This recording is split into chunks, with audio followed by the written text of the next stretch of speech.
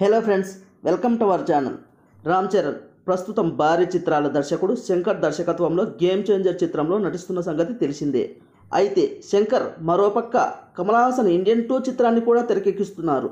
దీంతో game changer ఆలస్యమవుతూ వస్తోంది. Political action థ్రిల్లర్గా తనదైన శైలిలో శంకర్ ఈ చిత్రాన్ని తెరకెక్కిస్తున్నారు.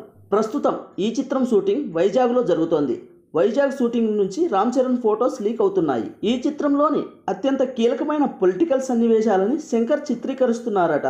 ఈ చిత్రంలో రామ్ చరణ్ నందన్ అనే ఐఏఎస్ అధికారిగా నటిస్తున్నారు. అయితే ప్రస్తుతం ఈ చిత్రంకు సంబంధించిన కీలక విషయాలు బయటికి వస్తున్నాయి.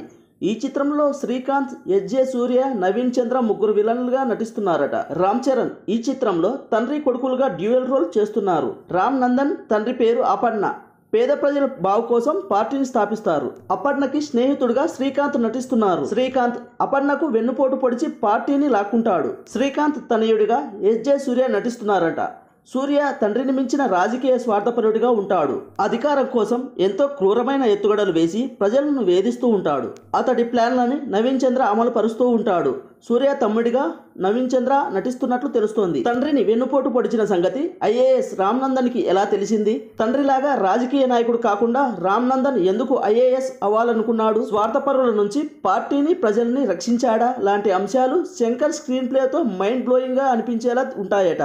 పొలిటికల్ కథే అయినప్పటికీ మెగా ఫ్యాన్స్ ని ఉక్కిరిపిక్కిరి చేసే యాక్షన్ ఎపిసోడ్స్ కూడా బలంగా ఉంటాయని అంటున్నారు. ఇక ఈ చిత్రంలో కీరా అద్వానీ హీరోయిన్ గా నటిస్తోంది. అంజలి, జయరామ్, సునీల్ కీలక పాత్రల్లో నటిస్తున్నారు. ఈ ఏడాది అక్టోబర్ లేదా డిసెంబర్లో ఈ చిత్రాన్ని రిలీజ్ చేయడానికి దిల్ రాజు ప్లాన్ చేస్తున్నట్టు తెలుస్తోంది. ఇక ఈ స్టోరీ మీకు ఎలా అనిపించిందో కామెంట్ బాక్స్ లో తెలియజేయండి. ఇలాంటి ఇంట్రెస్టింగ్ అప్డేట్లు మీ ముందుకు రావాలంటే మన ఛానల్ను సబ్స్క్రైబ్ చేసి బెల్ ఐకాన్ ఆన్లో ఉంచుకోండి. మరిన్ని వీడియోస్తో మీ ముందుకు వస్తాము.